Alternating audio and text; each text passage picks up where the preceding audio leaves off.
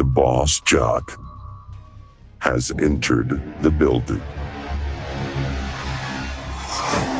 You are listening to the Sportcat Show. That's right, ladies and gentlemen, boys and girls, children of all ages. We have the one, the only Sportcat. I am here with you for the next 2 hours. We are on Dare Talk Radio. We are on Radio X Country, and Radio X Gold, and I don't know. We're all over the place. But our main source where you can see us, join the chat, because, well, we have some cool people in the chat. We have Denise. Denise is here, and she is always welcoming everyone. Chris is here. Welcome. My favorite Cubs fan. And I got Brenda hiding backstage here. We'll bring her in here. So, but yeah, so we are live on Dare Talk Radio and Radio X in Australia. Let me kill this echo. It's killing me. It's not like I'm having a stroke. So we are live. Do what? It's all your fault. Yeah, it is. We are live everywhere. So Wendell's in there too. I saw him somewhere. Hey, Wendell. And Wendell, I wasn't ignoring you. You didn't say hello to me, but I was trying to get some stuff done. This show runs up to the absolute last minute before we go live because, well, I'm trying to get the most interesting and breaking news that I can for us. So we're live on YouTube. Come over and find us under the Sportcat shows. The Paranormal Guys with a Z is the actual name of the show, or the actual YouTube channel. Please come over and give us a like, a follow, a share, and a sub. Especially hit that thumbs up button. That's the most important thing. Leave us some comments. Join our friends here in the chat. And as always, we are live on the Joker and Asylum and Harley. I don't remember the name of the channel. Harley and Joker, the Asylum. We're on Brenda's page, Outside the Box or In the Box. Beyond the Box. Yeah, them too. So we're in a box. And I'll get it right one day, Brenda. That's all right. I still haven't got Harley's right in. I don't know how long. So, and she is currently on a plane flying back to Ohio as we speak. So we wish her safe travel. She's returning from her journey from work. So, Brenda, you got anything before we kick this thing going? I got a cold that you gave me. Hey, I only gave you an STD. Let's get this story correct. So you got to be able to reach for that, you know. I'm talented. All right, well, it's 2:05 here on the East Coast.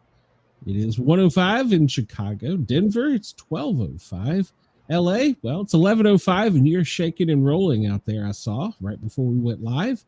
And good morning to our friends in Australia. It is overnight in Perth, 2:05 a.m. Sydney, 5:05 a.m. And as we always question, Adelaide, it's 4:35, so... and if you're down where Santa is, at 6:05 tonight. So we're starting to count time off. So, and Vatican City, it is 8:05 p.m. I read a story about the Vatican. I'm not going to run it, but apparently the Vatican is now opening a prayer room for Muslims. Not sure how I feel about that. I think that's rather odd. The Vatican opens a 500-year-old building for a prayer room for Christian Muslims. It's 500 years old. I'd be afraid it would collapse. Isn't it a contradiction of Christian Muslims? So it is. Yes, Wendell, I am on YouTube. I am on my regular page, Glenn Jackson. I'm on the Sportcat shows page. We're on Beyond the Box, and then we're on the Joker with Harley and Asylum. Harley in the Asylum with Harley and Joker. Hell, I don't know. We're on that one too. And somewhere else. I forgot. We're everywhere. But we're trying to get monetized on YouTube because I've got some great ideas and I want to get some more toys and do some things. Did you remember to put underwear on today? I am absolutely not wearing pants. So don't Jesus. Don't tell anyone. It's our secret, Brenda. Okay. I'm not wearing any either, so. Well, we can't see you, so that's, and our radio listeners can only hear you. And by the way, I want to send a special shout out. Let me bring this up here because I had some numbers for the past couple days. We have been kicking ass on Radio X in Australia. Thank you. in Dare Talk Radio. We've been doing very well there. And I saw that we're doing good on the Gold and Country channel. So I'm lobbying hard to try and do a country radio show on Radio X Country. So I'm trying really hard. So, and of course, if you're a true fan, you're tuning in from having coming over from the Thin Line Rock Station, where I just did my lunch music show. So there you go. And Chris once says that STD in or outside the box. Brenda? It might be outside of it. I think you missed. She has drainage.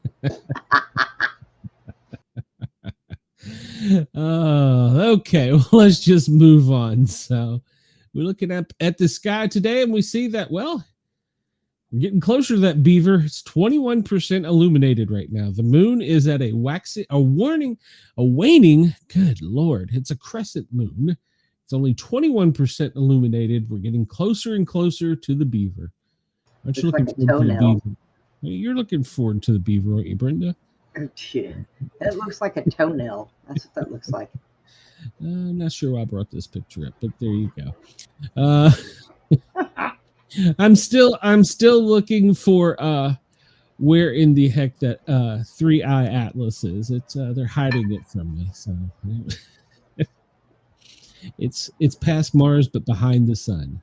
That's what they tell me. I don't know if I believe that. So we do have a story about that one. Let me 3D solar system just because I can. All right. Wendell says, are you saying it's a short story? Wendell, I'm not confirming or denying anything. So close. Yeah. Wendell, I wasn't ignoring you. I promise you. I just try and get to the last minute. I try and get some breaking news going so that we can. Why is it not working? Well, we can tell every tale. So why is this not working? I want you to go full screen. There we go. All right. So well, everything certainly looks closer to the sun than it did before. So yeah, it's just amazing how all these things, if you look at it, well, if you look at it from our plane, let's hold on here. We're the little blue dot. It looks like 1, 2, 3 are headed straight towards our sun, which is interesting because as they get closer to the sun, the possibility of them exploding is higher. So I don't always ignore you, Wendell. That's not true.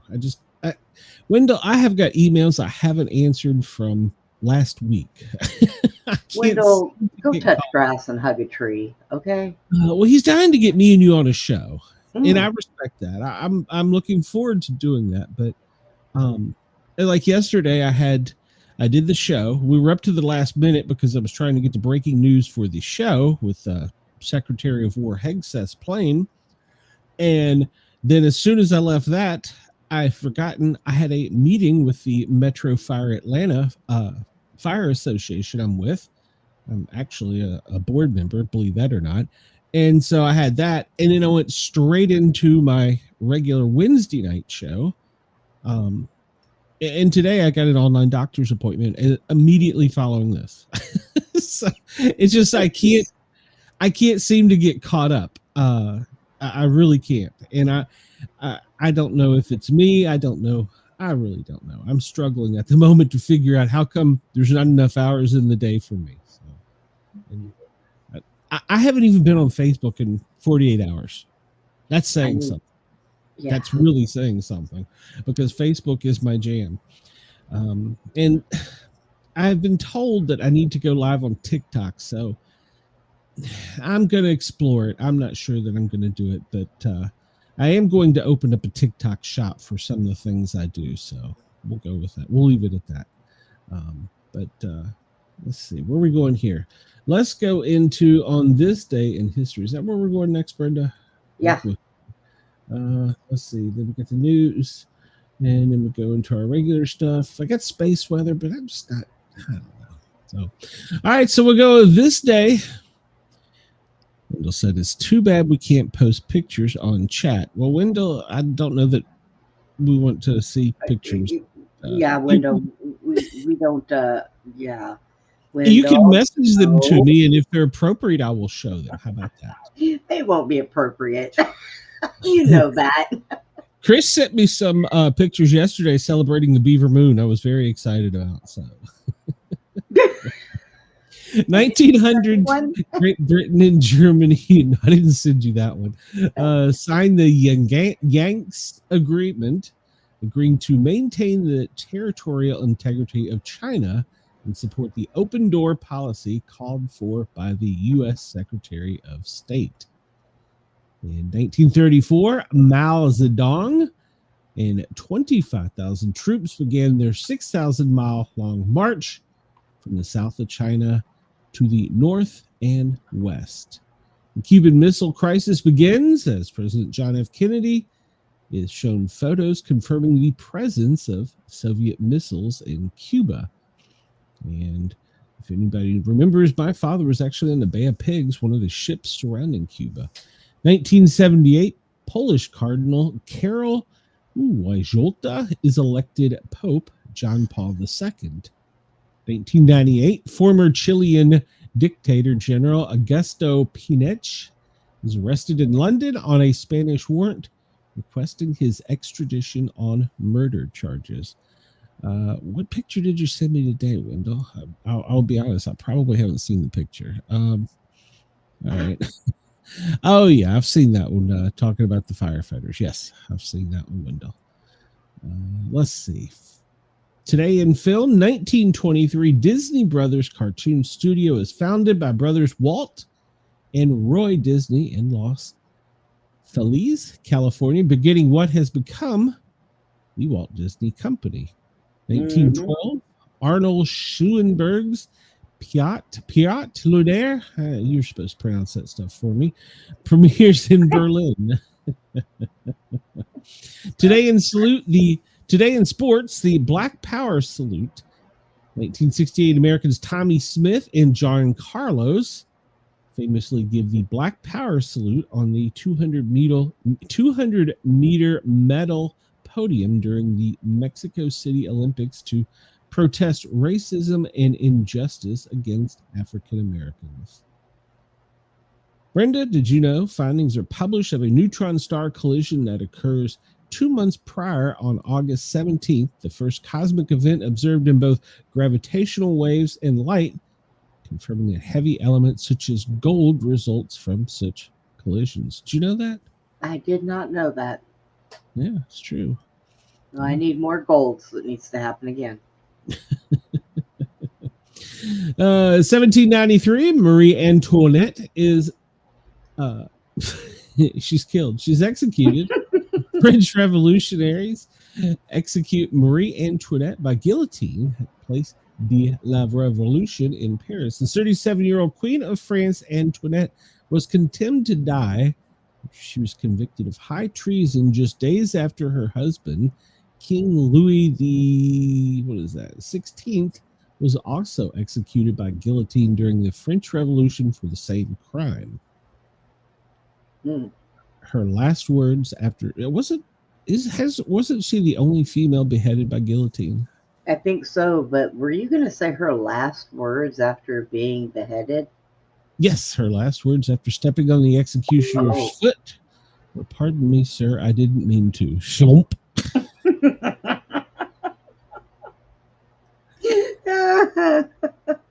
I needed a sound effect for that. I wasn't prepared. 1954, Oscar Wilde is born. Do you know who Oscar Wilde is? Who is that? I have no idea. Who is he? He's born in Dublin, Ireland. He's a writer, a poet, and playwright known for his wit. He produced such iconic works as The Picture of Dorian Gray and the play of The Importance of Being Earnest. So he was a gay man during a time when homosexuality was criminalized.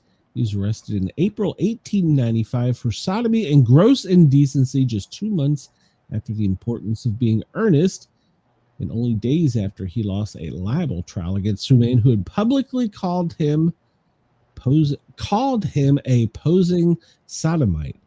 He died penniless in Paris in 1900 after serving 2 years in a hard labor camp. All right.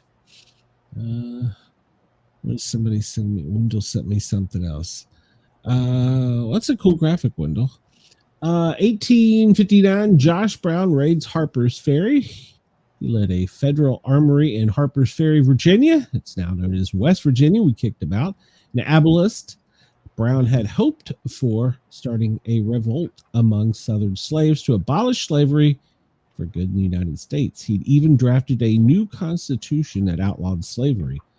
Ultimately, Brown was thwarted and sentenced to death for treason against the Commonwealth of Virginia, becoming the first person in the history of the U.S. to receive such a conviction. Yet his failed raid is seen as a precursor to the Civil War, which broke out 2 years later in 1861 after the inauguration of President Lincoln.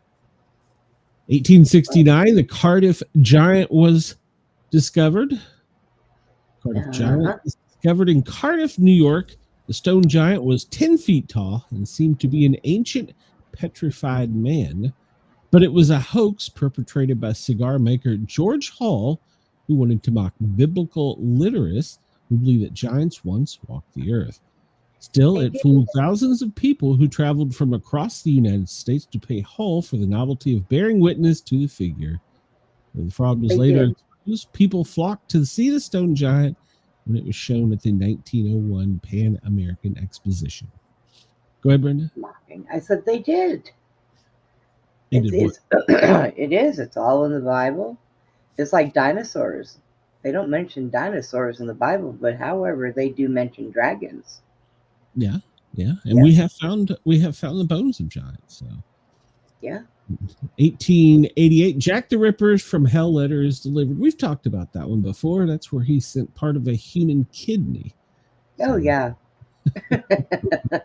All things to send in the mail. Yeah, you can't send stuff like that anymore. So, 1946, 10 Nazi war criminals are hung today. The high-ranking Nazis are hung in Nuremberg, Germany. 2 weeks earlier, the officials had been found guilty of crimes against humanity, crimes against peace, and war crimes for their activities during the Second World War. Among them would have been Nazi leader Hermann Göring, Hitler's overweight and drug-addicted right-hand man, but he took his own life the night before the execution by swallowing a cyanide capsule after he was sentenced to death. 1987, I remember this well.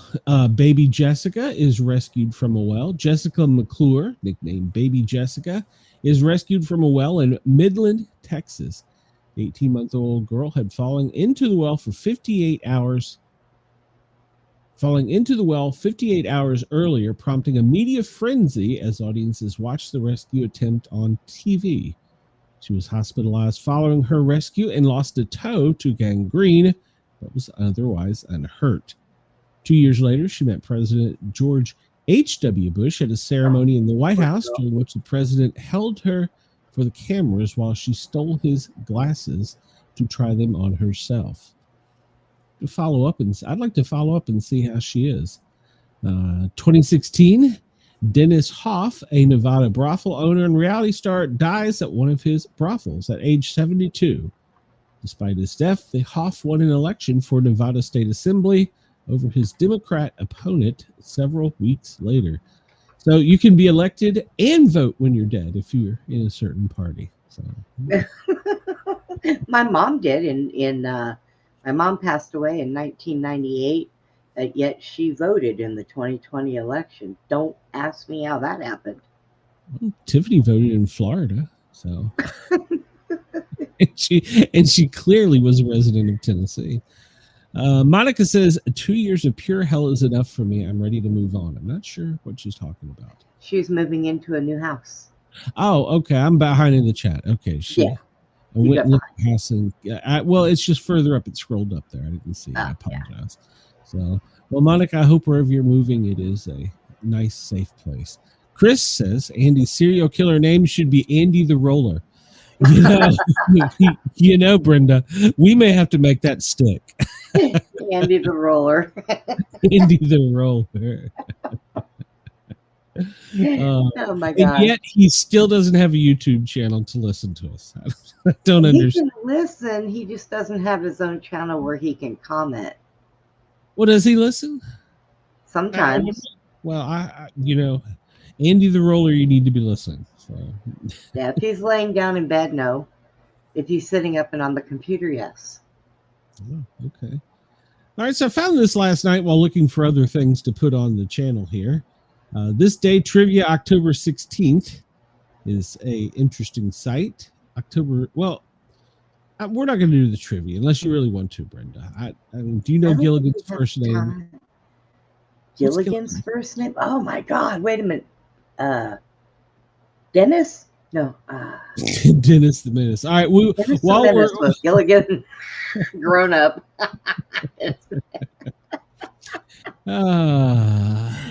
Ironically, I had Eddie Haskell's brother on last night. No, I didn't. Well, I tell you what, we will continue to go through this. Anyone in the chat wants to come up with or wants to make a Chris, guess. Look it up. Chris will get it. And well, yeah, I guess they could Google it. So let's see. Quote of the day: a man should never be ashamed to own he has been wrong, which is but saying, in other words, that he is wiser today than he was yesterday. That's from Alexander the Pope. I like a quote better that's similar to that from one of the SEAL team operators: own your shit. I think that has been a motto of my life. So, because if you make a mistake, you own it, you move on, you fess up, you go. Sometimes you do stupid stuff, but you know, Monica, I hope you do too. Oh, she's wishing that you get out of there as well. Yeah, you need to move to Florida, Brenda. Florida? No, yeah. Florida's our vacation spot. Remember, Glenn? Well, if I could buy that condo. October 16th, Lost in Space came on in 1997. Okay, hold on. I'm sorry. I'm telling this story wrong. According to the storyline of the TV show Lost in Space, October 16th of 1997 is the day the fictional Jupiter II is launched from Alpha Control. The TV series itself ran from 65 to 68. Chris says Gilligan's first name is never revealed in the show, but the series creator Sherwood Schwartz later said it was Willie in an unaired pilot interview. Chris, you had to have Googled that, but we're gonna check and make sure you're correct. Willie. Willie, he is correct. Willie, his first name was used in a press release for the show, but was never used in any of the actual episodes. Willie Gilligan. That's a odd name. Wendell says, don't do today what you can put off till next year. Well, that's a good one. Let's see. Where are we going here? And October 16th of 1992, the world was shook because a topless woman was discovered in a Where's Waldo puzzle. And you know, by today's standards, that would probably be a newspaper cartoon. I know, right? It's funny. I couldn't find Waldo, but I found the topless woman. The pilot for Gilligan's Island is finally aired on October 16th of 1992, a full 28 years after the season began. Although the pilot was filmed in 1963, because of cast changes, it was not aired until 1992. It differed from the series with Kit Smith as Ginger, John Gabriel as the high school science teacher professor, and Nancy McCarthy as Bunny, Jenny's co-worker from Kansas that become Mary Ann in the series.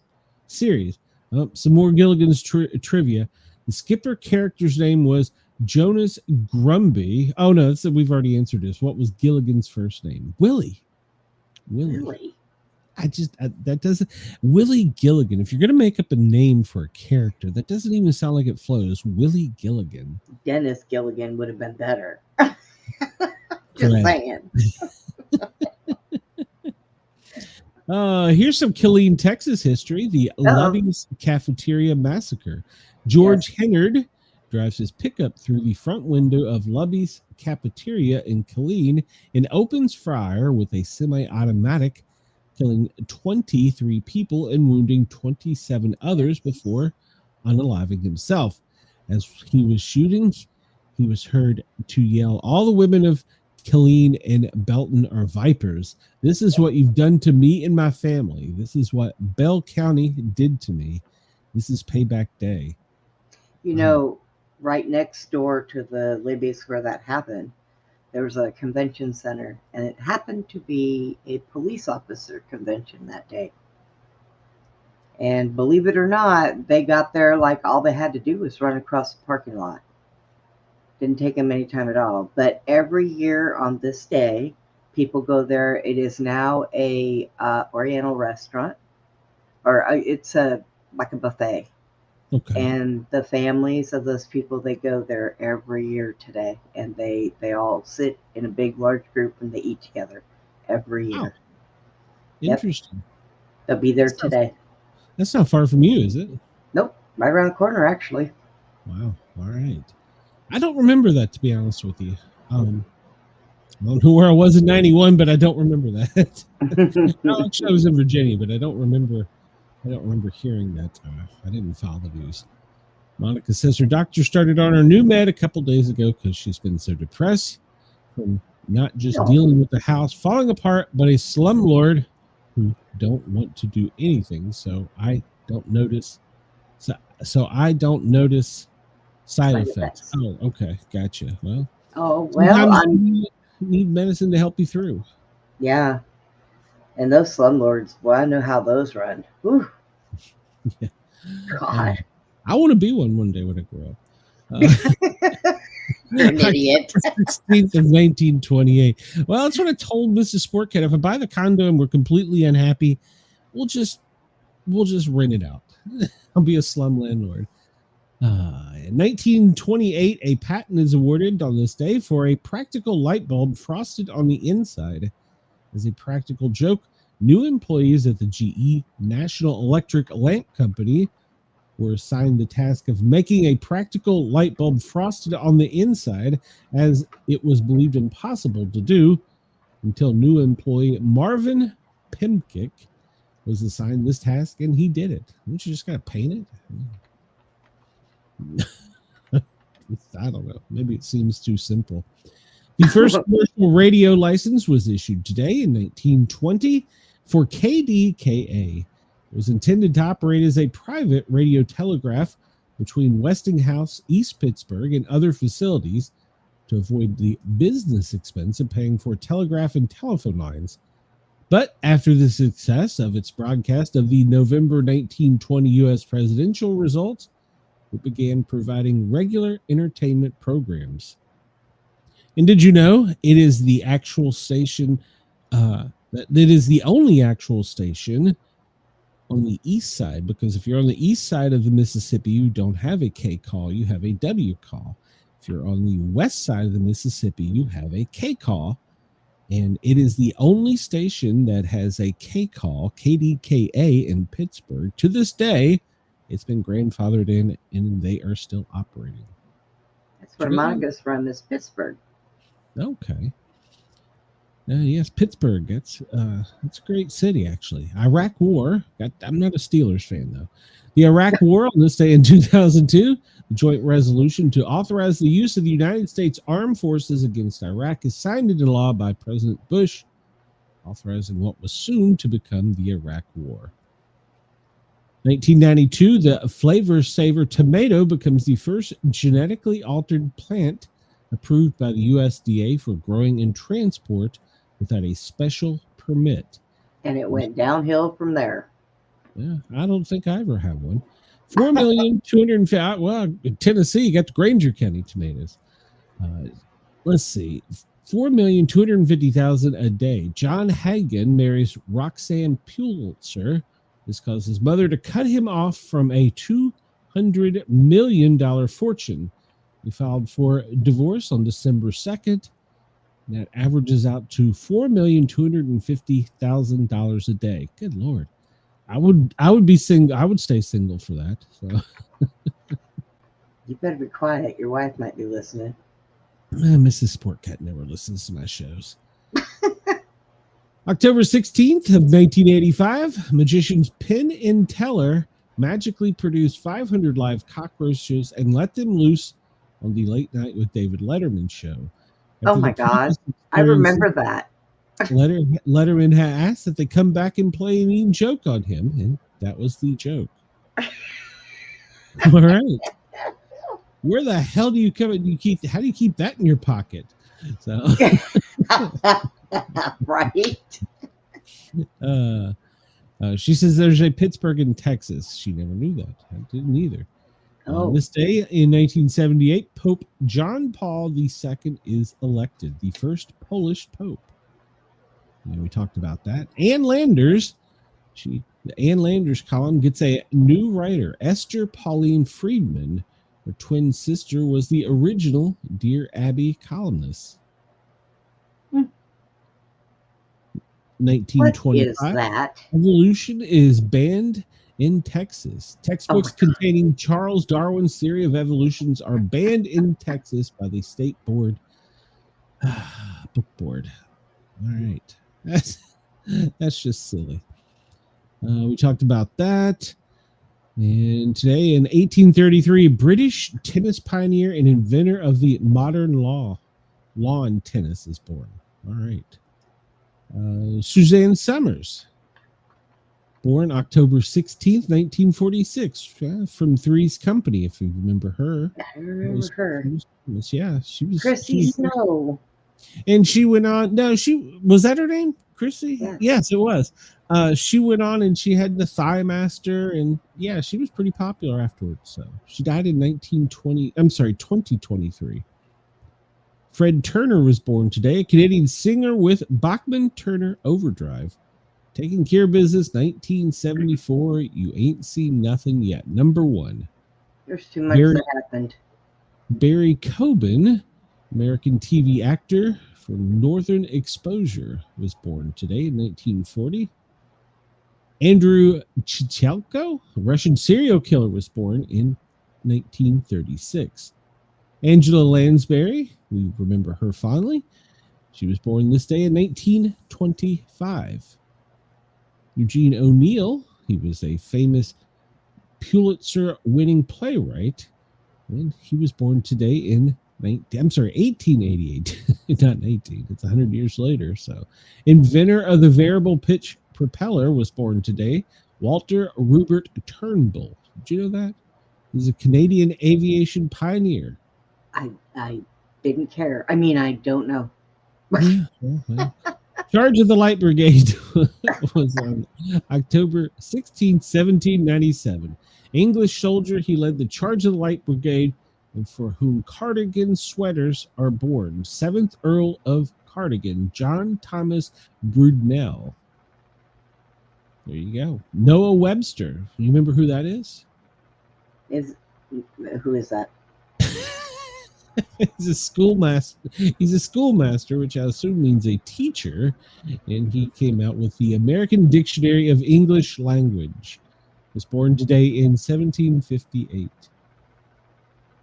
Here's your Leave It to Beaver trivia. Speaking of that, Barbara Billingsley, yeah, she was born on October 16th in 1915. Leave It to Beaver and June Cleaver. So there you go. I didn't realize she was the voice of Muppet Babies. She was an Airplane. Huh. Denise said she'll be on the list tomorrow. What list? What? Look, I'm on a list. Are you gonna be on the things that happened this day years ago? What's going on? What'd she do? I have to keep up with this. The god of the internet, Jonathan Bruce Postel, an American computer scientist, internet pioneer, referred to as the god of the internet. He was responsible for assigning addresses to domain names and editing RCS, requests for comments, also known as Postel's Law. Be conservative in what you do, be liberal in what you accept from others. He was born this day in he died in 1998. I always thought it was Al Gore that invented the internet. Tomorrow is Denise's birthday. Well, happy birthday, Denise. Remind me and I will play a birthday song for you. Well, I can't really play a music song, but we'll do something. First American trained flying ace of World War I, Douglas Campbell, died this day in 1990. He was an American aviator, known for the first American flying in the American unit to achieve the status of ace when he downed his 5th enemy aircraft. He and Lieutenant Alan Winslow scored the first victories by fighter aircraft of an American flagged vessel. Interesting. Yeah. Hey, and I found out yesterday. Remember we were talking about how Venezuela scrambled their F-22s, Yes. F-15s. They waited until after we had gotten out of their airspace to launch. So Oh, they well, knew. of course. They knew. We Of better course. not mess with them. Oh, okay, yeah. Uh, I'm shaking in my little Angry Bird socks. What Yeah. about you? Absolutely. Chris says the Al Gore, that is fake news. So, You are fake news. yeah, You well, are fake news. I live by that motto. I am fake news. Porky O'Tay, American actor Hey. from Little Rascals. He was Spanky's little brother. He appeared in 42 Our Gangs films. O'Tay. He died in 2005 on October 16th. Oh, wow.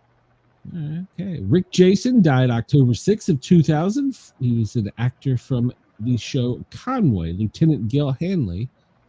And let's see here. We'll just skip through here. Shirley Booth, American Tony Emmy winning. Tony Emmy. I can't look at it. I can't look at it and read it. Actress Hazel died today in 1992. Oh, Chris, I can sit up here and make fun of him for you. I can't look at it and read it. I can't look at it and say it. So Don't look. Oh, it's National Feral Cat Day. So everybody excuse God. my actions today. It's National Feral Cat Day. It's World Food Day, Conflict Resolution Day, Dictionary Day. Well, that's probably because of the Webster guy. The Global Cat Day. Wow, I like it better when it was National Feral Day. Shut up, There it's you Cat go. Day, not yours. That's right. Damn. Get smart about credit day. You usually do that after you get out of college and realize you can't pay all this shit back. International Credit Union Day, International Shakeout Day. It's National Bosses Day, National Department Store Day. Let's be honest. How many of us still go to a department store? I mean, honestly. But if it doesn't, well, I don't even go to Walmart anymore. So I've been to a department store since I was a kid. Yeah. Maybe when I'm in Tennessee, but that's not really considered. I mean, well, you've been in a mall, right? Well, yeah, but not in a long time. I can't even tell you. Well, I think there's a mall still here in the Atlanta area. Your true colors are coming out. Maybe, yeah, my Yankees coming out. It's National Liquor Day. Hey, that's a day to celebrate. National Veterans Barbecue Day. It's Spirit Day. World Allergy Awareness Day. And World Spine Day. There you go. Yep, today's definitely Allergy Day. Get to know your customers day. I don't know why. The customer is always right, but I never liked them. I worked retail. National Sports Day. You know, a long time ago, I used to be a general manager of a fast food restaurant, and my motto was they were not always right. They could kiss my ass. That was my motto. No. Well then. All right, we'll skip ahead in time here as we're looking to see if there's any birthdays. Big Joe Williams was born in 1903, a Delta blues singer. I don't know who that is. I see. We go through looking at these, and I don't know my history. To like the 80s. So, then we would know more. It's the Homeopathic Medical College of Pennsylvania. It was the first one to open in 1848. Ironically enough, I was just a few credits shy of being called Dr. Jackson, a homeopathic doctor. It's algebra. It got me. We lost Brenda. I don't know where she went. She'll come back. 1869, the first indoor plumbing. Wondered where you went, Brenda. Where'd you go? I'm right here. It blinked out. I don't know why. It's your fault. Hey, Brenda, the first day of indoor plumbing was offered to patrons at a Tremont House. It's a hotel in Boston in 1869. Did you know that? Nope. Indoor plumbing. All right. I thought Brigham Young opens in Utah, Provo. This day in 1875, the Nickel Plate Railroad between New York and Chicago opened for business to transport passengers. Good Lord. Uh-huh. My paramedic showing. 1901, Booker T. Washington dines at the White House with Teddy and Edith Roosevelt, prompting condemnation from both sides of segregation at the time. So it proves even in 1901, a president can't do anything right by either side. 1916, nurse Margaret Sanger opens the Brownsville Clinic, the first family planning clinic in the U.S. We talked about Disney. 1936, Lou Gehrig, Iron Horse, was voted MVP.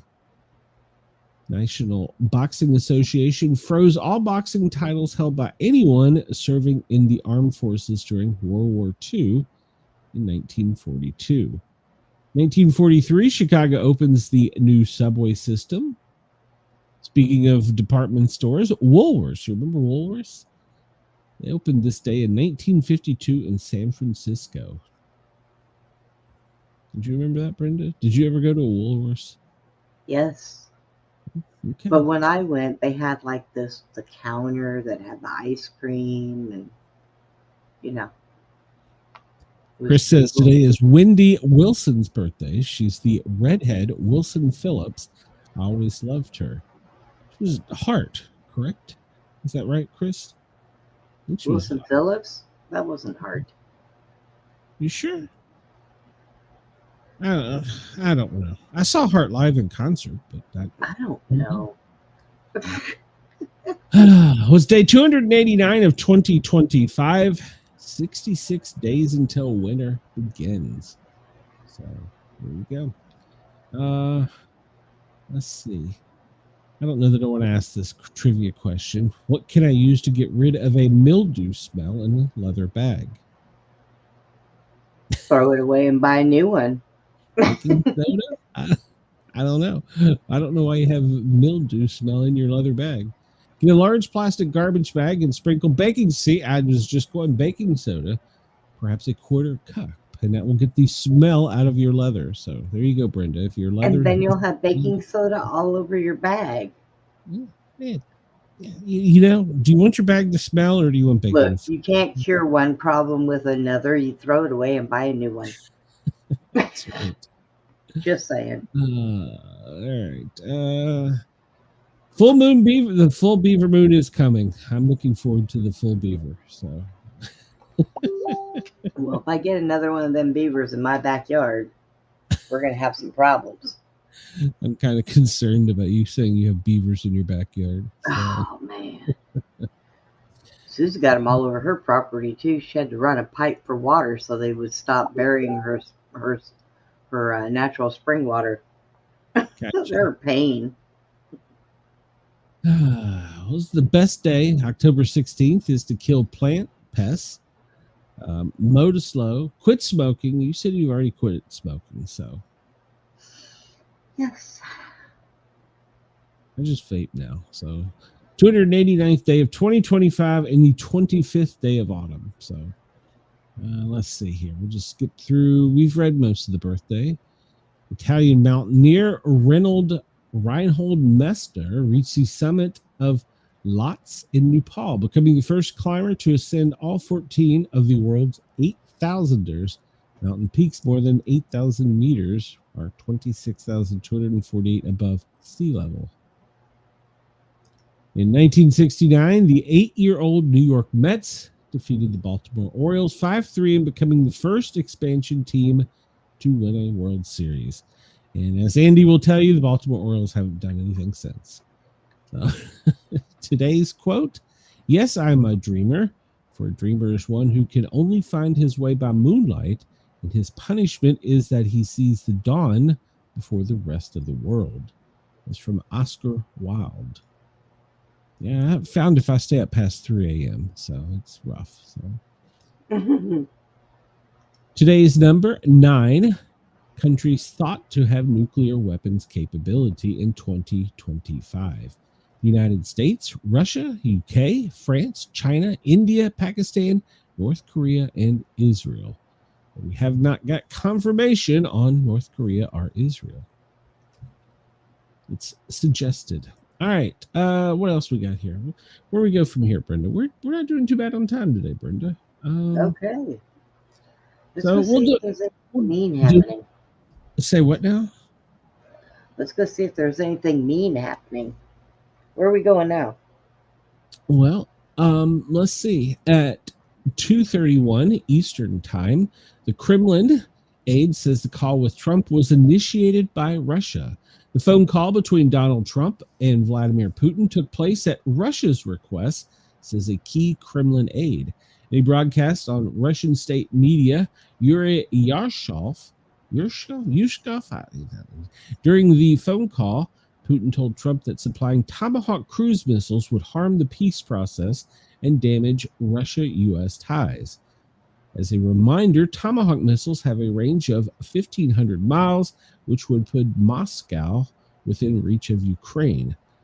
According to Yusuf, Budapest was suggested as a suggested meeting location by both Trump and Putin, and they both immediately agreed.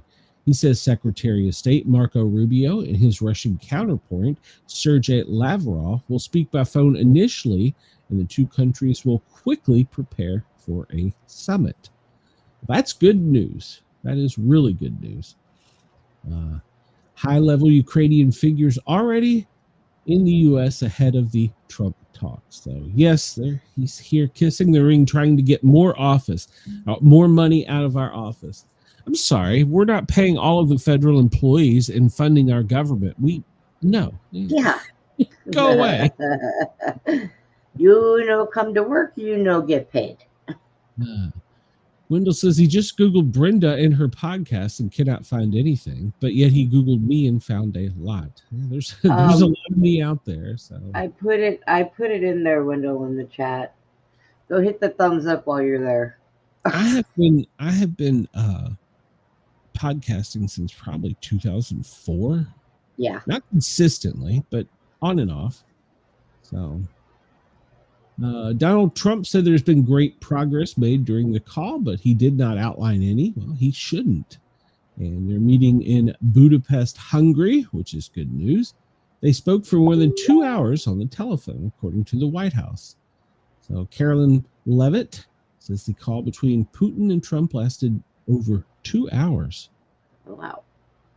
UK and EU to try very hard to derail peace, according to Russia. Well, yeah, because they're warmongers. We want peace. So that's going to be an expensive phone call. We're not paying for it. The government's closed. Come on. Let's see.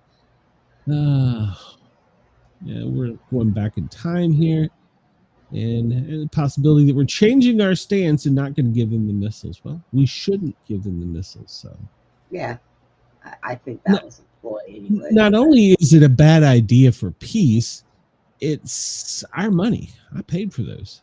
So did you see what Chris wrote? Okay, go ahead. It was a big and beautiful phone call. So much information was passed on this call.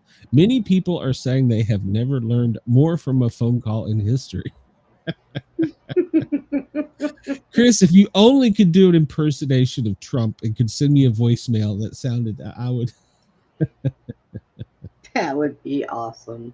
Zelensky, he's kissing the ring. He's already in town, but on Friday he's going to meet at the White House. He wants a bigger. He wants money. Yeah, he wants money and he wants a bigger missile. That's all. He ain't getting nothing. He needs to stay where he's at and go home. Agreed. And this came in as breaking news as we were coming on. A 3.1 earthquake jolts the Bay Area on Great Shakeout Day. Preliminary 3.1 earthquake near Berkeley, California. It occurred Thursday morning at around 9:23 a.m., which was about 4 hours ago, just below UC Berkeley's Lawrence Berkeley National Laboratory and above California Memorial Stadium. Interesting, that's below a museum, or not a museum, but a university. The depth was 5.8 miles, according to the USGS. Go ahead. They don't really feel them there unless they're, 5.5 up. So those little ones right there, it's just enough to maybe piss off a cat. To me, that would be a big one, but I live in the South. So the earthquake comes on the same day as Great California Shakeout, which is the annual earthquake drill, and just several weeks after a series of moderate earthquakes have jolted the Bay Area, also with the epicenter near UC Berkeley.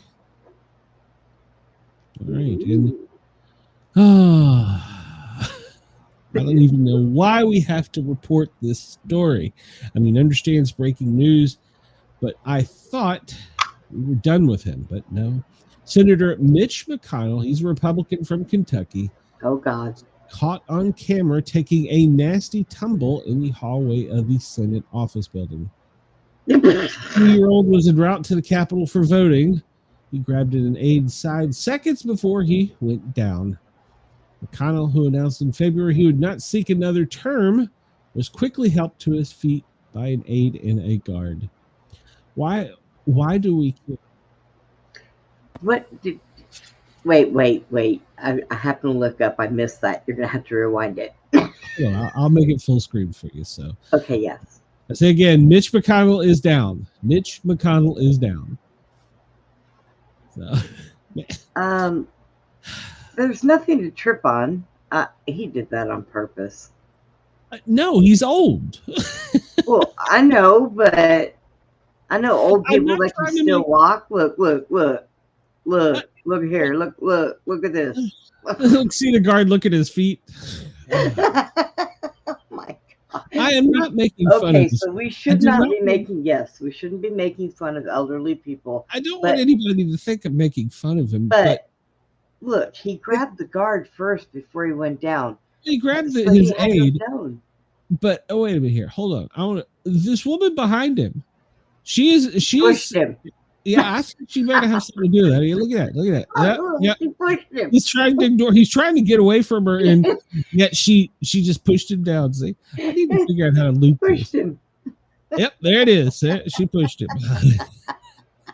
I'm not making fun of an elderly man falling. I want to say that again. You know what? I'm so sorry. Biden did it better. Biden did it much better. It was more epic when he did it. Yeah.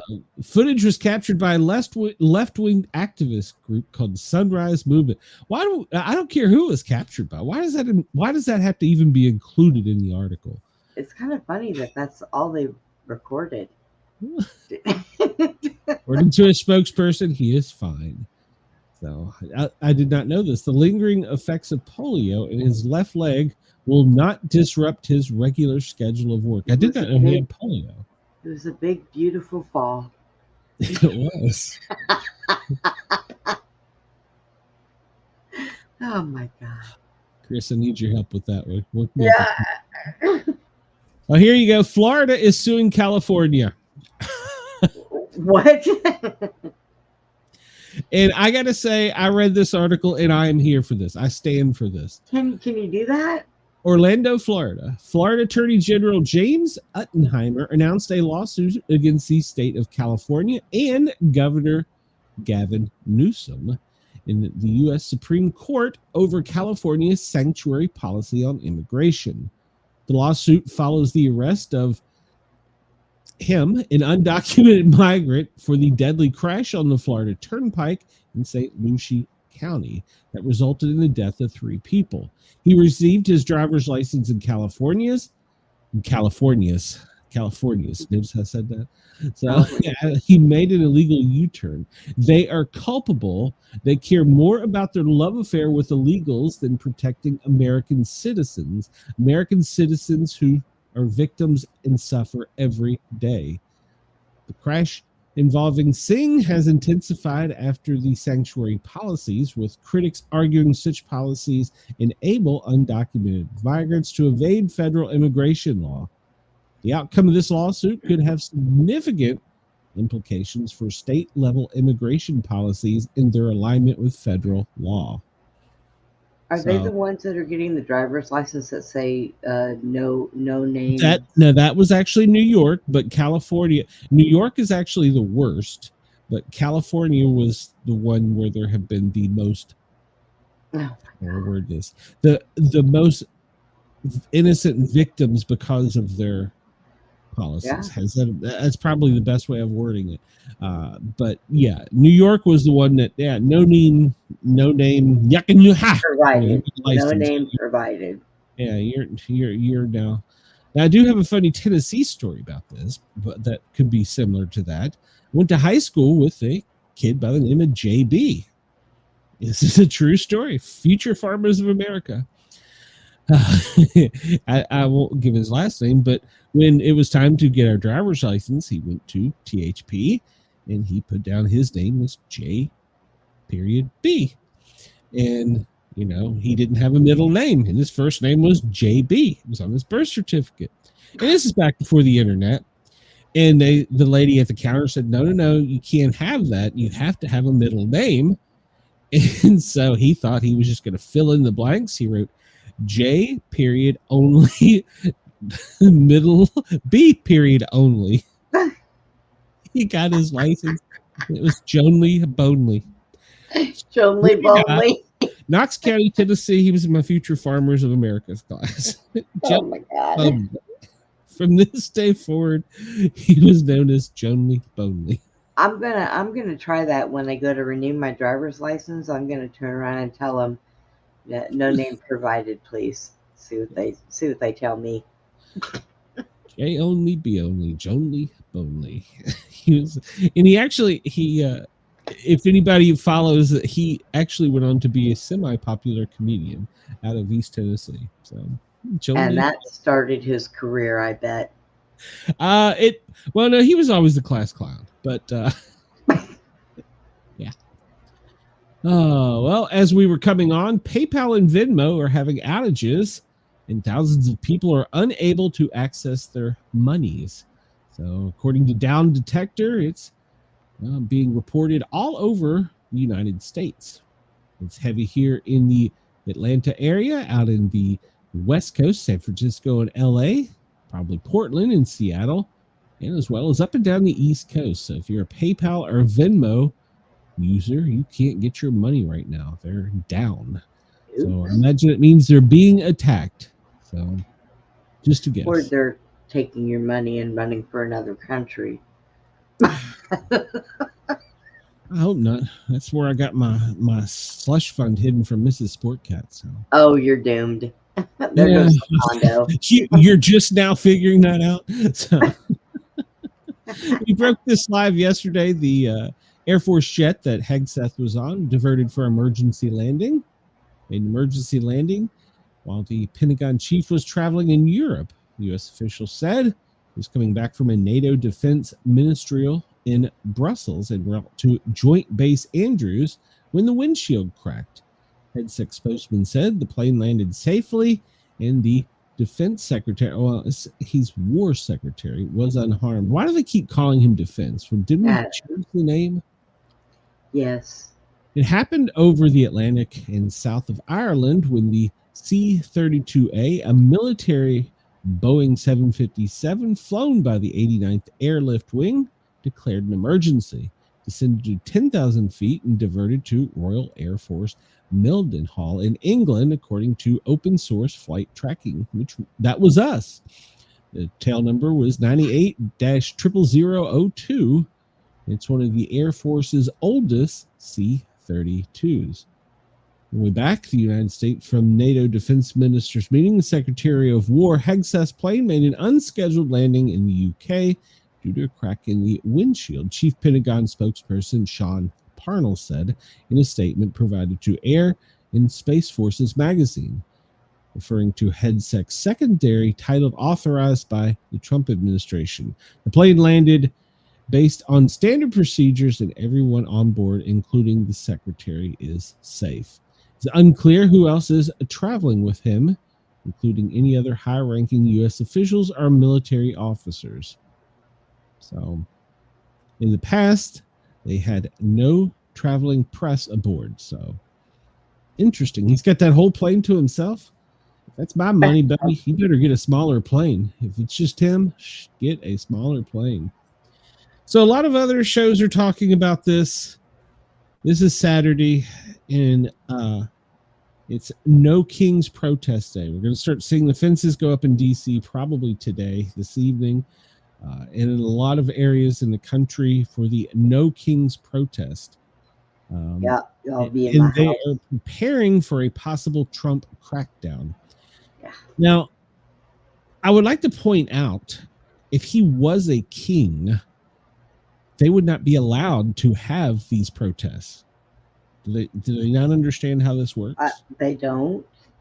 So, millions of people are expected to protest Donald Trump's reach for more executive power at No Kings rally across the country this Saturday, and organizers and supporters are worried about the presence of federal authorities in some of those cities. Republican leaders have linked without evidence rallies are expected across the United States to terrorism and political violence, but some protesters and organizers and their supporters said they were more concerned about what federal response to these gatherings might look like than about the demonstrators' possible illegal conduct. Now, I will say, I support your right to protest. I believe everyone has a right to protest, even if you're riding nude on your bike through the streets and laid out in the middle of the bridge. Yeah, I support it. I don't necessarily agree with it, but hey, it's your right. Rock on. But there are troublemakers in every group. So those are the people we're worried about. So, I found out why they were doing that nude riding stuff and the nude lady in the wheelchair. I found out why they were doing it. they couldn't afford clothes. No, they were doing it so that the people that were out there doing the podcast would get in trouble with YouTube. Well, simple. You just blur it out. You got dummy people like me who don't know how to do that. So, hey. I guess you can't do it live. No. Yeah, I would say you probably can't blur it out live. Right. But, there's several apps that you can do that with. So, so there's concerns for violence on both sides of this. There's several shows that are calling doom and gloom, and we're all going to be locked down by Friday afternoon. And I don't believe we're going to have any of that. I think if he was going to declare martial law, he would have already done it. I don't think that this is. Now, if these protests get out of hand and the government has to step in and do something, well, then he is. Chicago is pushing buttons. Well, Chicago's been pushing buttons, and they are on the bubble. As far as I'm concerned, they are on the bubble as far as what could possibly start the next. Do you remember Elizabeth? You remember Elizabeth? Yes. Elizabeth was walking to the store and she got hit by a hit and run out there in Chicago. And they got him. And guess what? He ain't from around here. Exactly. She can't walk. It damaged her lower spine. She's in a wheelchair. They let the guy go, I'm sure. He didn't mean it. Probably. Yeah. He didn't mean it. So this article is from Notice, and they go on to highlight the violent possible extremism on both sides. So they are fair in their article. I don't think personally it's going to be that big of a deal, but there are troublemakers in both sides. So yes. I don't think, personally, will I go into a big city? Will I go into Atlanta during this? No. I won't even go out my front door. I'm just going to say, would I go into Atlanta anyhow? No. So I do worry for my coworkers in public safety, though, because they are going to be right in the middle of it, whether they're driving an ambulance or a police car. So, Chris says Chicago is pushing buttons, pulling levers, flipping switches, and turning knobs. They are trying their best. I really sometimes wonder if it's not between Pritzker and Newsom who's trying to become president first. I'm honestly, who is trying the hardest? So, because both of them. I'm voting for who is pushing the hardest to have their constituents tie a rope around their waist and throw them in the water. Here's the deal. We've got a few years before we have to worry about it. Let's solve today's problems before we start worrying about what's going to happen in the next election. I know. There's a little bit of time for that. Has anybody ever read that book, the Barron Trump book with the last president? No, I haven't. I wish I had a copy of it. No, I haven't. I have it, and you really should read it. Send it to me. Can we get electronic or? I'll have to look on my Kindle. Okay, there you go. Chris says that Putin picture that we're displaying must be after the big, beautiful phone call. NATO jet scrambled to intercept Putin's spy plane off Norway as World War III fears escalates. And let's just, he did have the plane up and he did violate their airspace. Oops. But his aircraft is much older than any of the others. So, yes, he may have been getting intelligence. Yes, he may have been doing that, but that plane is very old. So I'm not sure that he was doing more than poking the bear. I mean, I really. So, but they scrambled 2 F-35s in a quick reaction alert. So from the military, there was a response. And they probably had to slow down to get close to the plane. I mean, they can fly circles in that plane. So I think he's just poking the bear. So I don't know.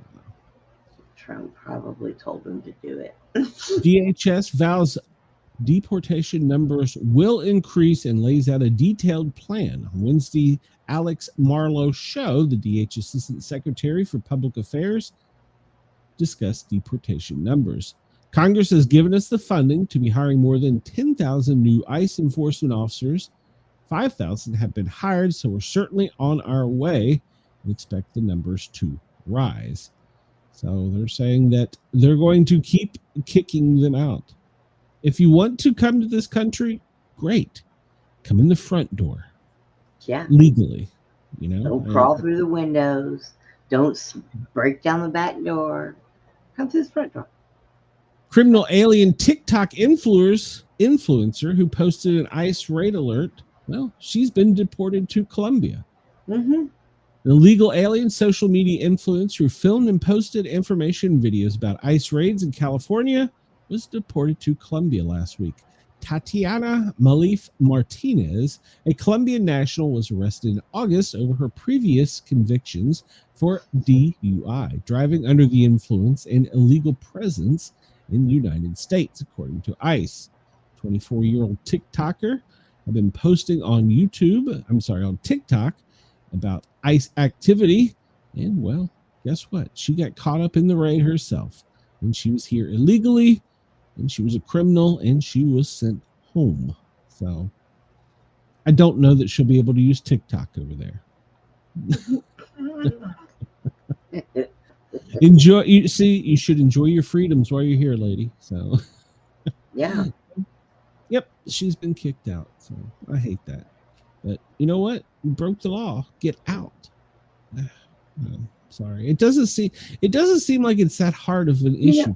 And what gets me is people don't realize you go to another country, you have to live by their rules or half of them will kill you. Oh yeah. Yeah. I've traveled outside the country and we had handlers. Yeah. I have been informed of some crazy rules, laws, whatever they are, but they're their country's customs. And when you're there, you have to abide by them. So yeah, that was one thing they told us when traveling outside the United States, do not get drunk. Even Canada has a very, very strict policy on drinking and driving and DUI and drunk in public. And you can be arrested and charged and kept in Canada. So they were like, don't drink if you go to Canada. But I mean, it wasn't just Canada, but I'm saying we were told explicitly what you can and can't do. And so, so according to Outkick, Trump has issued black operations kill order for Venezuela. President Donald Trump has authorized a covert CIA operation inside Venezuela. The U.S. and the dictatorship Nicolas Maduro appear to be locked on a collision course with no off-ramp. Trump wants Maduro gone, and there's currently a $50 million bounty on his head. The 52 long-range bombers flew near the coast. That's actually incorrect. They flew directly over his palace on Tuesday in the clearest sign yet of imminent action. There's also multiple naval assets in the region, as well as F-35 stealth fighters. So the lethal action order has been issued and told to Congress. So he's also authorized the CIA to use covert action inside Venezuela, according to the New York Times. They described the move as stepping up the campaign against Maduro. The order allows the CIA to conduct a range of operations in the Caribbean. So, New York Times further reported that it's unclear if operations are already underway or simply being drawn up. If I had to guess, we're probably already there. Yeah. Now, and the people on the tip of the spear, we're not going to know they're there. They're not going to know they're there until the very last second, and then it's probably too late. Pack your bags, go to a country that's friendly with you, and be gone. So, because there's the biggest pissing contest, and we're going to win. So, Chris says you go to a hotel and you're paying a customer, but if you don't follow the rules, even though you give them the business, they can toss your ass out. Sneaking in here should be no different. Yes, I got in trouble in a third world country for over-tipping a waitress. I didn't know you couldn't tip a female waitress in that country, and I got in trouble for it. This comes to us from Blaze Media. The Pentagon does not bend to liberal reporters and takes their badges. Now, we talked about this before, and I actually went and looked at the rules. There is no changes to the rules, with the exception of places that can and can't be inside the Pentagon. And one of the ones they're bitching about the most is inside an inner area where there is a gym. And apparently, I guess, operators and people on the tip of the spear go in there and they exercise. That's their gym. And they told them they want the media out. And that's one of the things that they're fussing about. So we're having a fight because the media wants access to a gym where classified people go to work out in peace. Yeah. That's one of their points. So everybody has turned in their badges. The AP, the Atlantic, CNN, Fox, Times, Politico, Reuters, however you pronounce it, Task and Purpose, Wall Street Journals, The Post. They're not going to sign the agreement and go by the new policies. And they had till 5 p.m. on Tuesday to get out. It's actually extended till later in the day, but they had to get out. The other thing that was new, there really was no new rules. It was highlighting the rules in effect. And you can go read it. It's online. Just like you can go read the clean bill that they have voted on for like the 16th time, voted nay and turned it down. This is nothing new, aside for, like I said, there are certain places now they're saying you cannot be inside the Pentagon. And that's because we have people in here and they might have something on their desk and you could look down and go, oh, I'm going to tell the world about that. So, yeah. So, and the other, so they're two big sticking points. And I read this and I was literally shaking my head when I was reading it. One of the things was, like I said, the gym. And I don't see that there's an issue. Go to another damn gym. We're not paying for your gym. You're with the media. That's not your job. You're supposed to be here to report. The other thing was, they were told that they were going to have to get new badges, which clearly showed from a distance which agency they were with, and they had to be worn at eye level at all times. And that offended the media. Oh, geez. Oh, my goodness. I'm serious. Those are their sticking points. The same media, Chris says the same media never complained when Biden could never show up for a press conference for years. Agreed. So, day after they were given the order, Pentagon sent them a publication waving goodbye. The Department of War confiscated all the Pentagon badges, reporters, and virtually every major media organization in the United States. So it's according to the PPA, which is the Pentagon Press Association, a group of them, October 15th is a dark day for press freedom that raises concerns about a weakening U.S. commitment to transparency and governmentship.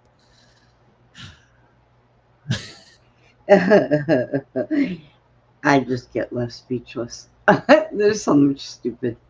This outlines credentialed members of the press who are authorized American citizens can access. That was one thing that was changed, to be authorized American citizens.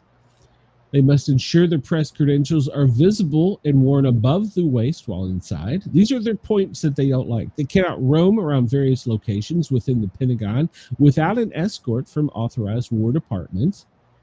Members of the press are not required to submit their writings to the War Department for approval, but they must be approved for public release. An appropriately authorizing official is released by any military member. In other words, if a military member is telling you that, it must be properly vetted from the military before they let it out. Do you think China or Russia lets their military go inside their little secret hub? No, they have to stand outside. Yes. And this was another sticking point, that they could have their credentials revoked or not renewed if they solicit government employees to violate law by providing confidential information.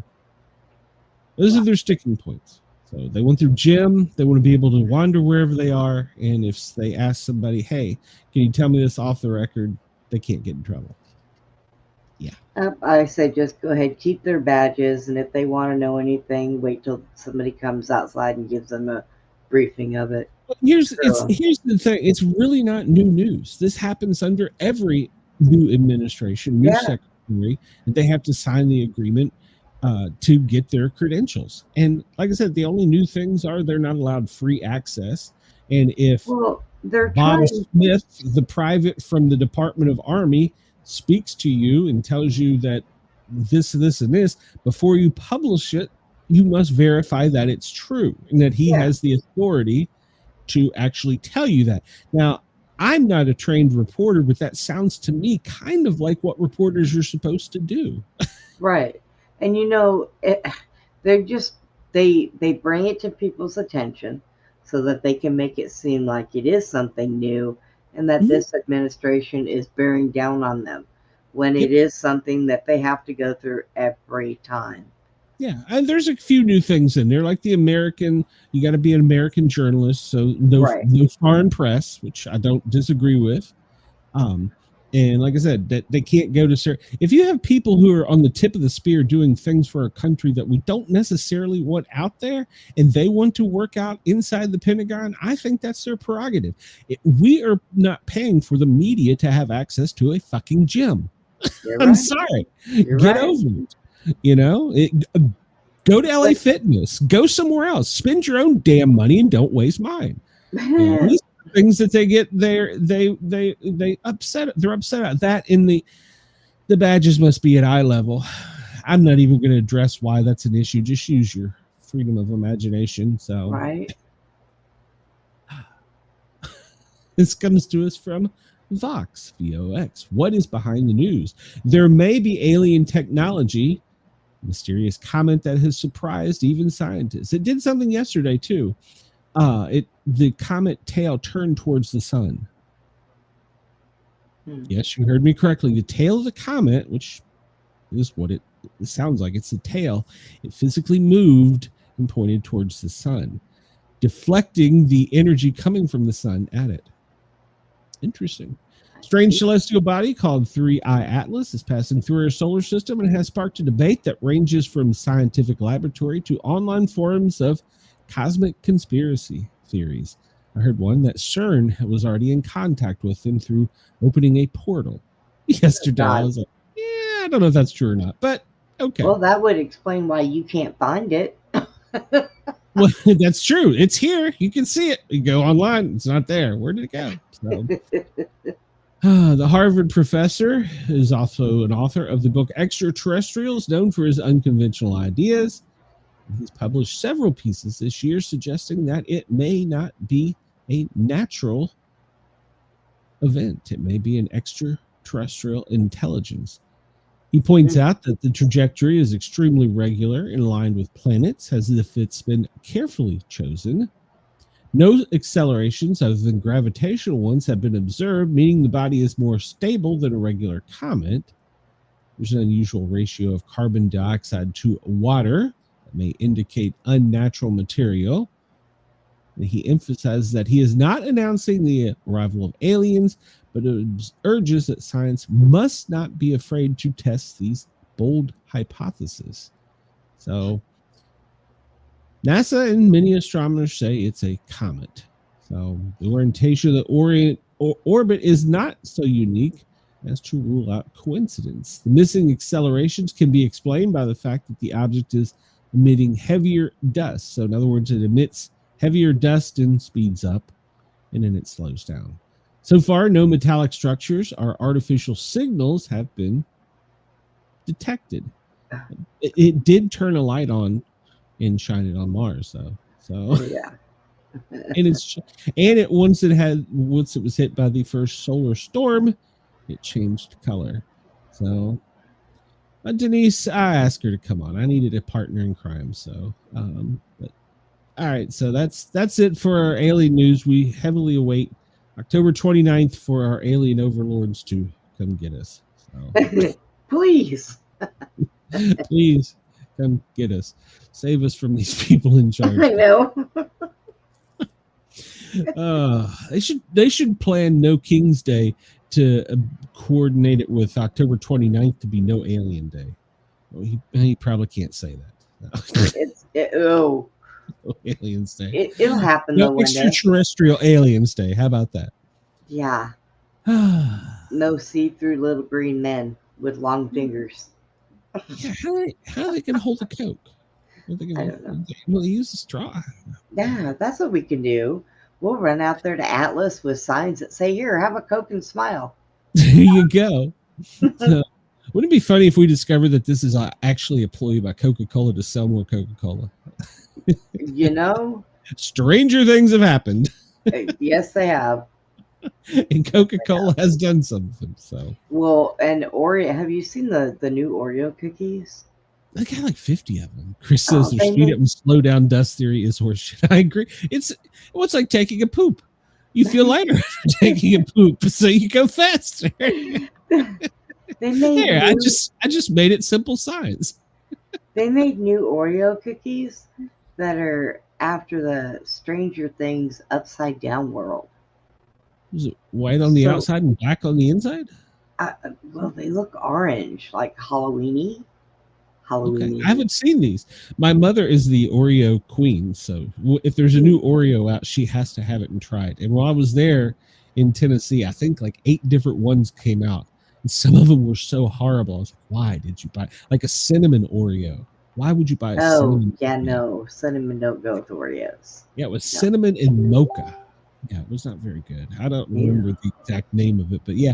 So, and for some reason, East Tennessee seems to get every one of them that comes out. So exactly, Chris. What is wrong with Oreos that needed changing? So now the double stuffed ones are kind of cool, but I can't have but like one of them with a glass of milk because my diabetes will start acting up. Good Lord, they're sweet. So.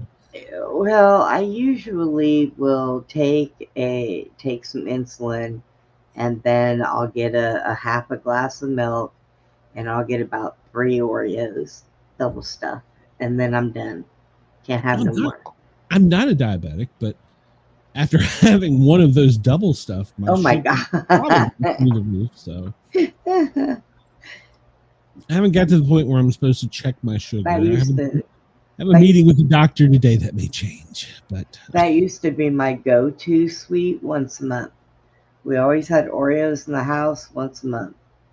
Reese cups. And I would only eat a couple at a time, and I never went through not even half a bag, so I didn't do too bad. I sat down at the firehouse with the guys, and we've demolished a whole thing of Oreos.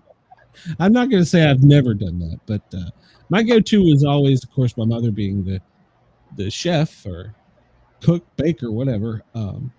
Oreos were not the number one. It was always chocolate chip and homemade. But if we were going to go to something store-bought, it was always for me Reese cups. So, or every now and then maybe a Mr. Goodbar.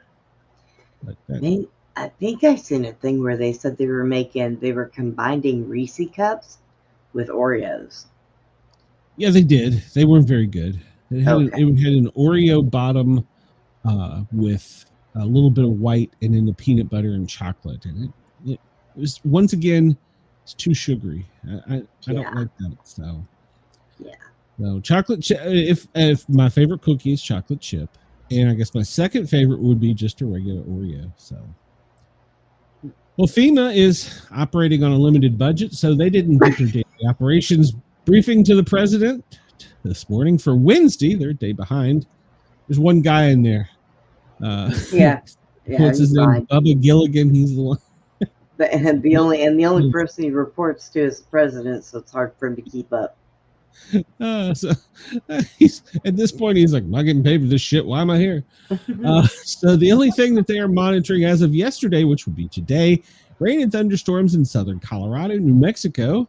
We still have Lorenzo out there. There's another one that's got a chance of maybe forming out in the central, Pacific, and then the one in the western Pacific is not expected to do much.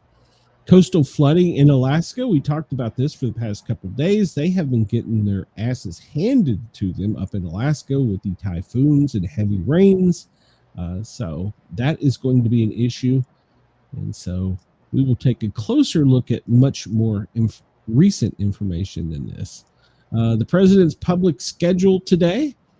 Well, he has the in-camera time of 9 a.m. for the media. They must be there. Good Lord, go away. I don't want why do these pop-ups show up? It's just about pop-up. At 11 a.m., he received his intelligence briefing. Interesting. And right about now, he is making an announcement.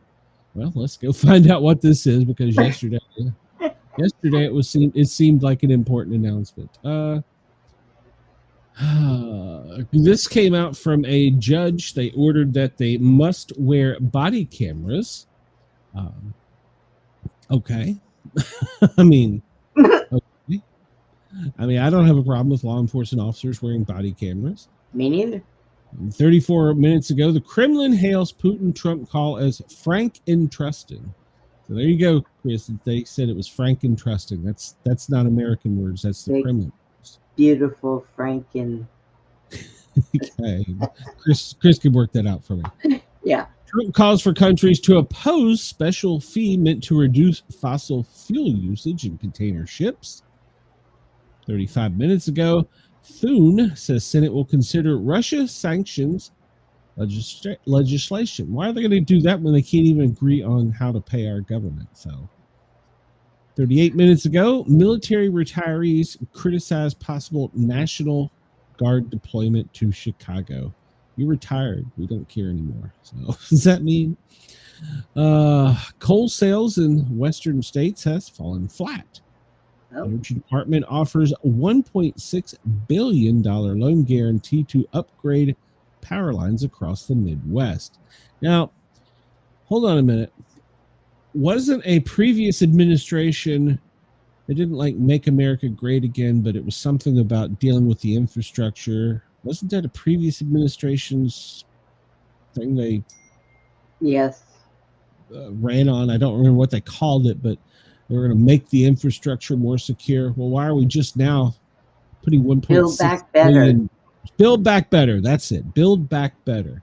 My butt. why are we just now doing it? So that's why a lot of people are blaming things that are going on this administration. This administration's policies haven't had a complete time to get in effect. We're still living from the effects of the last administration. 151, Trump warned Hamas, we will have no choice but to go in and kill them if the bloodshed persists in Gaza. That's some pretty stiff talk there. You might want to walk that one back. I doubt it. I really don't think so. And Wendell says, is the judge going to make them turn the cameras on? It's a good question. Good question. Well, now here it is. I've been watching these little protests. Now my thing is they can wear body cams, but I'm going to bet $9 to a donut they're going to start getting them ripped off of them by the protesters. Oh, well, yeah. Well, because, all right, all the, we'll just call them alternate media that is filming things, they're destroying their cameras. Yep. So they're even slapping phones out of people's hands. Yeah.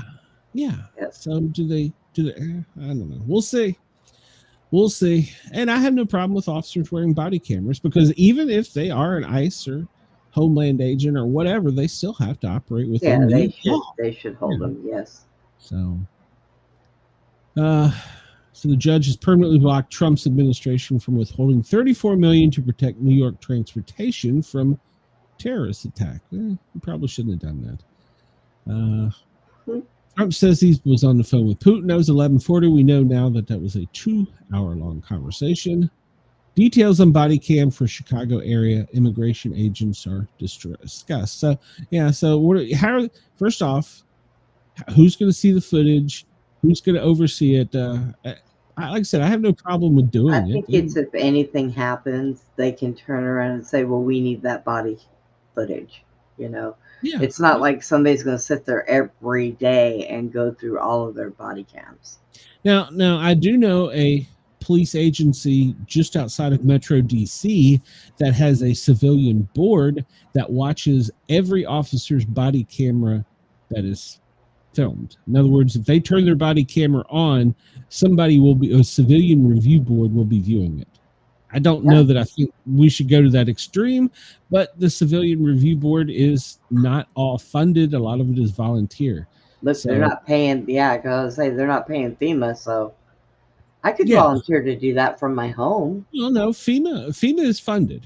So, no, I mean, maybe not the actual operations, but the actual inner workings of FEMA is funded. So, but I would volunteer to do that from my home. I have the experience, so. There you go. Like I said, I have no problem with them wearing body cams. I think they should be within the law. And, I did this story on my radio show today where we talked about the masks, because so many of them are wearing masks. Mm-hmm. Do you know that there have been more arrests here in the past week based on people's underwear? They couldn't make out their face, but they have footage. Doesn't say if it's security cam, body cam, whatever. Well, I mean, it did, but it's different, multiple kinds. And during scuffles, when their drawers are sagging down, they've had some people that had some very specific underwear, and they identified them through their underwear. So, are they not changing their underwear? Is that how they know it's the same person? I think that that they tracked them down through it somehow, but probably smell. Well, one of them was a person got into a scuffle with a agent, and the dog bit him, but in the scuffle they got away. He showed up at like 4 counties over with a dog bite, and they couldn't prove it was him because he didn't have the clothes, didn't have the mask, none of that on. They couldn't prove it until they rolled back the video of his underwear. Lord have mercy. Where there's a will, there's a way, I guess. Yeah. So, Chamber of Commerce has sued the Trump administration over $100,000 fee for H-1B visa. Okay.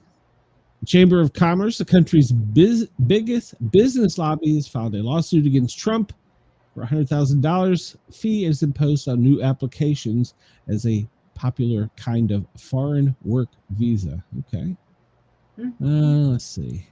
I still say we don't want to put boots in the ground over there in Israel. Nope.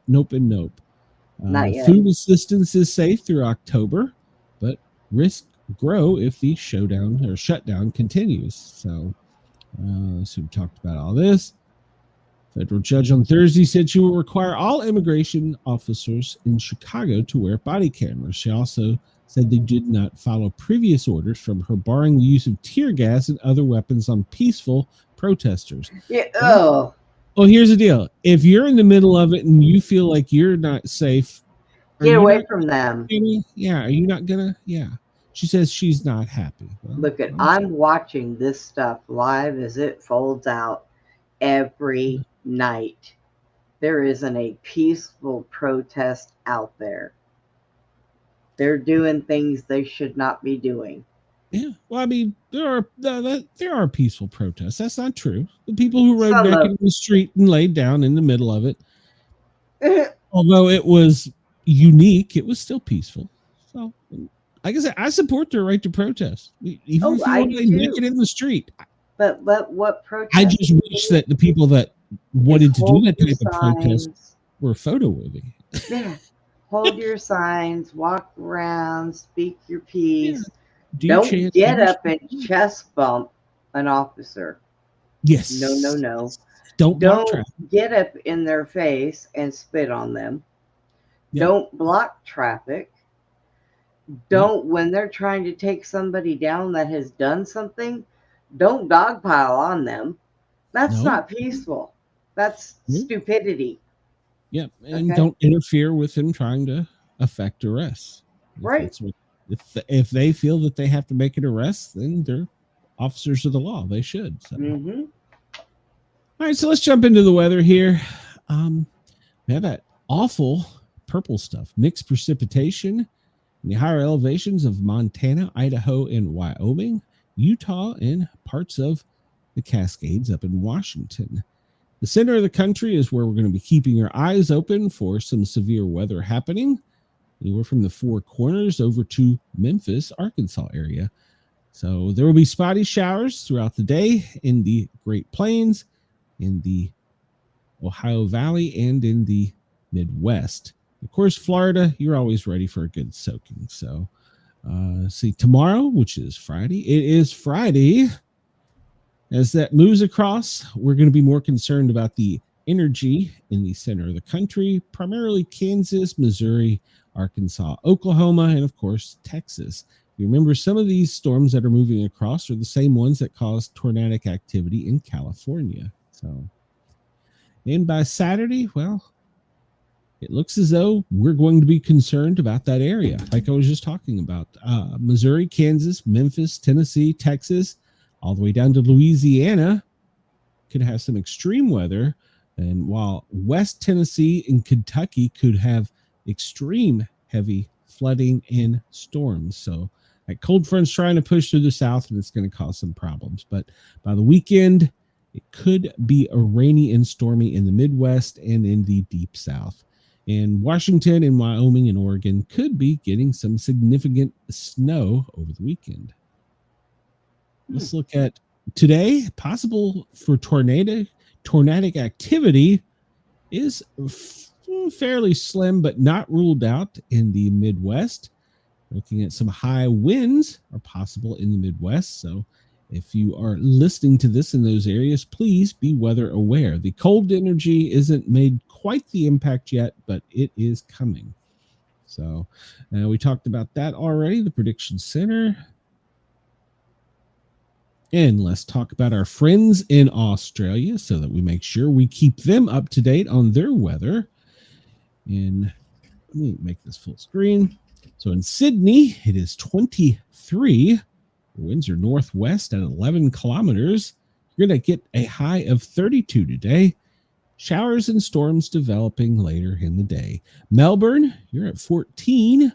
Going to get to 20 today with cloudy skies. Very little chance of rain. Brisbane, you're at 17 right now. Expected to get a high of 28 with sunny skies. Adelaide, you're at 13 currently. You're going to get to 21, but it's going to be partly cloudy skies with calm winds. Hobart, well, you're going to be a little windy out of the north-northwest at 19 kilometers an hour. Right now, you're at almost 12. And you're going to get to a high of 16, so it's not going to get a whole lot warmer. Canberra, well, currently it's 17. It's some northerly winds at 20 kilometer hours gusting. You're going to get to a high of 27, but throughout the day, it's going to become more windy. It's going to become more windy. It's going to become more windy, but stay mostly sunny. Darwin, well, you're right now at 25 degrees. It's not very windy. It's out of the northeast at 11 kilometers an hour. You're going to get a little bit warmer. You're going to make it to 36 today with a possible shower or two, and maybe a storm even later in the afternoon. So that is from the Australian Bureau of Meteorology. Please be weather aware as conditions could change. There you go.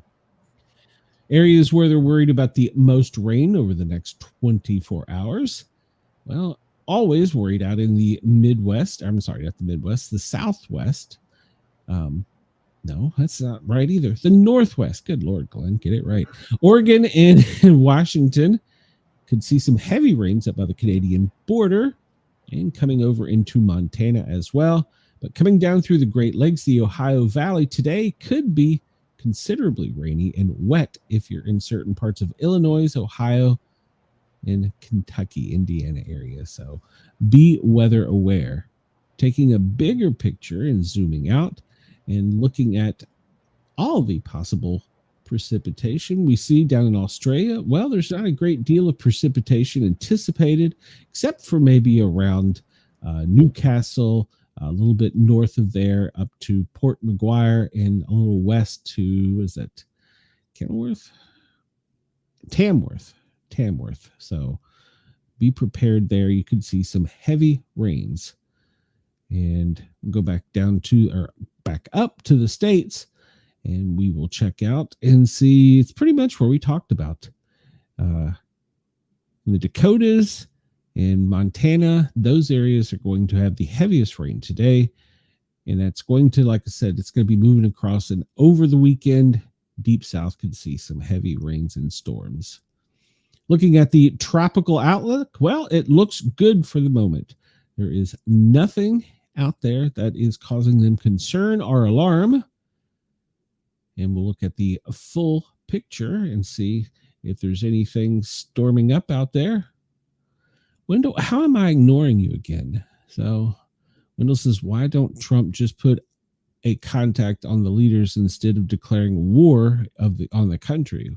Well, we do have a $50 million bounty. So if you're talking about Venezuela, looking at the big picture there from the National Weather Service, or I guess that would be more like the NOAA, you see there's not really much out there. So that is good news.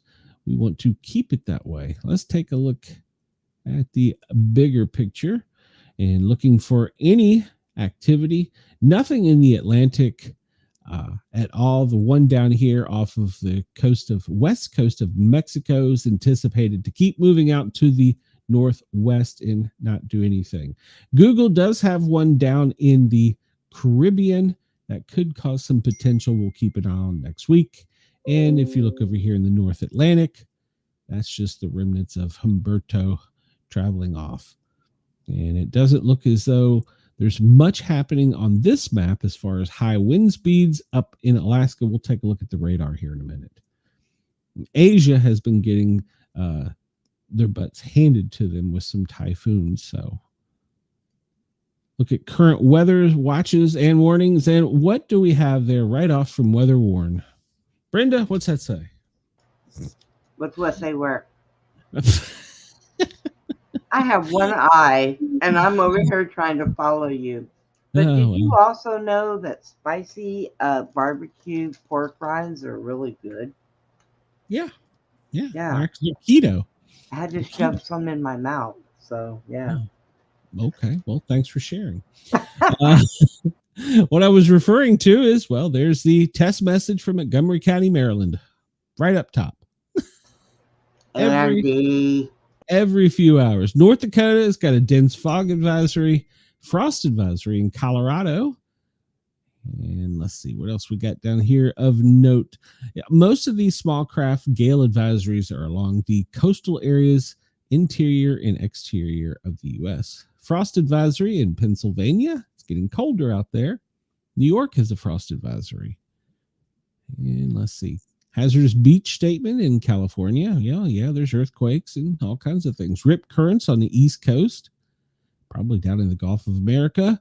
And there we go. Connecticut and New York, West Virginia, frost and freeze warnings extending into Ohio, Pennsylvania, West Virginia. So Did I say Maryland? Maryland as well. Maryland, Virginia. Did we bypass spring? Is that what happened?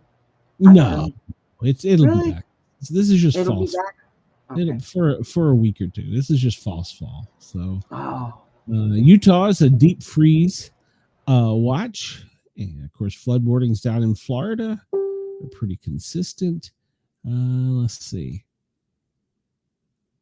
Heavy freezing spray warning. All right, that's up in Alaska. See now, so it's moved to the the north side of Alaska, and now they have to worry about heavy freezing rain spray. Good Lord. I want to go visit there, but I don't know when to go visit. it's actually really beautiful there. As In a a lot of pictures I've places. seen, it is great. Yeah. So. But they should start getting bombarded now. The weather people need to leave them alone. Yeah. It's been crazy. Vermont has a special weather statement. And what is it? Fine fuels. What? Fine fuels remain dry. Okay, so it's a fire warning. All right, for most of southern Vermont. Must be dry, tender conditions. Wyoming, high wind warnings.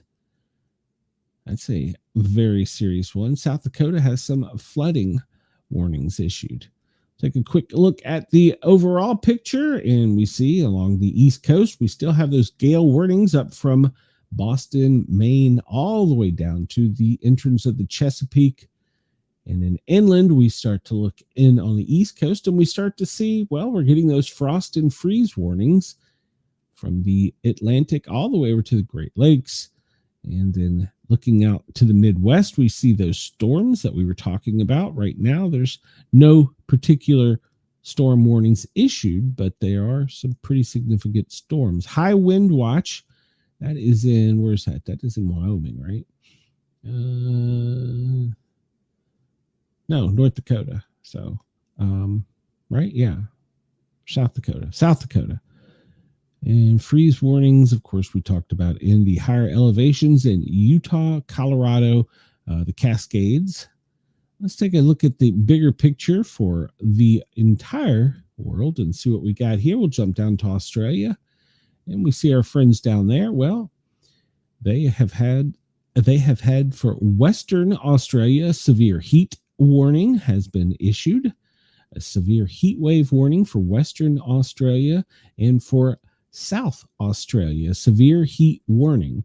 And if you're over on the coast, well, they've got severe thunderstorm warnings in Canberra. That is mixed almost all the way down to Melbourne, where they have the high wind warnings. So,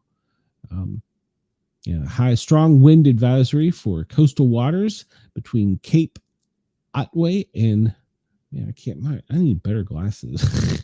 I can't read all that. Basically, the east coast of Australia is got some strong wind advisories all the way down into Tasmania. So in the higher elevations, they must have the warning for the sheep. So, and over in Perth, looking there, they have some strong wind warnings for the coastal waters there. So, they do this thing out there called a shoey. You know what a shoey is? No, I do not know what a shoey is. They pour a beer into a shoe and drink it out of the shoe. It's called a shoey. They did this in Australia? Well, I know around there somewhere. Okay. Yeah. Gotta say, I've never heard that. So, all right. Looking at the electrical activity, we see that pretty much the one coming down is going to be from Aberdeen, Sioux Falls, stretching southwest down through Kansas and back over to Wyoming and Colorado. That storm has got a considerable amount of energy in it as that cold front is pushing across. And looking up here in the deep north, and where is this? This is at the Canadian line in Minnesota. There's a pretty good sized storm up there. So it's got some electrical activity. Those are the two biggest. They're both associated with that cold front pushing down. And of course, Florida, you've always got a chance of some pop-up showers there as well. So let's look down in Australia and see if there's any electrical activity. And yes, we actually do. Victoria, just north of Melbourne, there's a pretty good sized storm right there. going through Shepparton, Bendigo, and the Alpine National Park. So northeast of Melbourne. That storm has got a lot of electrical activity to it. There's a smaller cell up near Tamworth in the Pilliga East State Forest. It's not as large as the other one, but that one down just northeast of Melbourne has a little punch to it. So be weather prepared and weather radio. Let's see if where the power outages are in the U.S. right now. And well, California, 10,922 people. That is the largest area without power. And followed by Michigan, Pennsylvania, Texas, Louisiana, North Carolina, Minnesota, and Jersey. So it's funny. I would have expected in the Midwest to see more power outages, like, from Nebraska, Kansas, Colorado, but California has got the most. And it looks like it's all right along the Bayside. So, all right. And Brenda, you look like yours in Texas are more down on the western southwest side. I know it's not over here. Yeah. Not yet. All right, before we get out of here, let's look at the high spots. So let me change this back to, let's go down to, we'll go down to Australia before I change it first and look at the hot spots down there. And it looks like Darwin and Broome is your hot spot at 28 currently, followed over on the East Coast by McKay and Townsville at 22 and 23 respectively. It's still cool down in Perth at 15, Adelaide 13, Melbourne 13, Sydney 22, and Canberra 12. Jump here to the U.S. real quick and change this to Fahrenheit so that I have an idea of how hot it is because I can't do the math that quick in my head. I used to could, but I can't anymore. So. All right. So currently, right now, Brenda, looks like Texas is going to be the hot spot. Houston at 87. And it's only 81 where I'm at, so I'm okay. San Angelo 83, Odessa 83, Austin 84, San Antonio 86.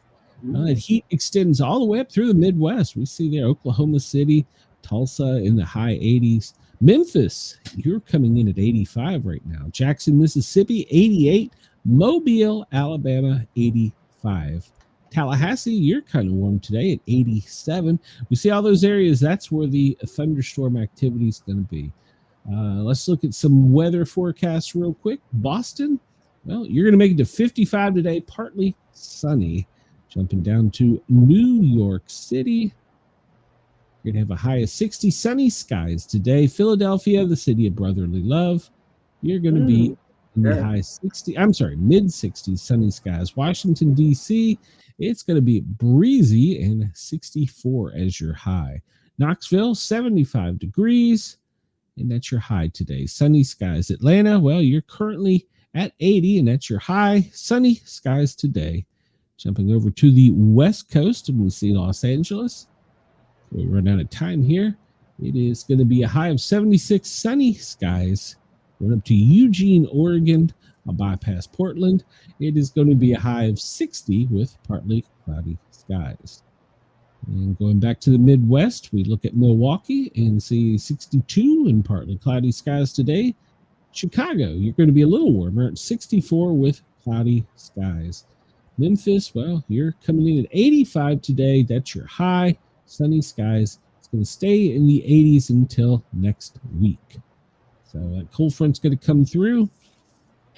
Let's see. There is no heat risks at the moment.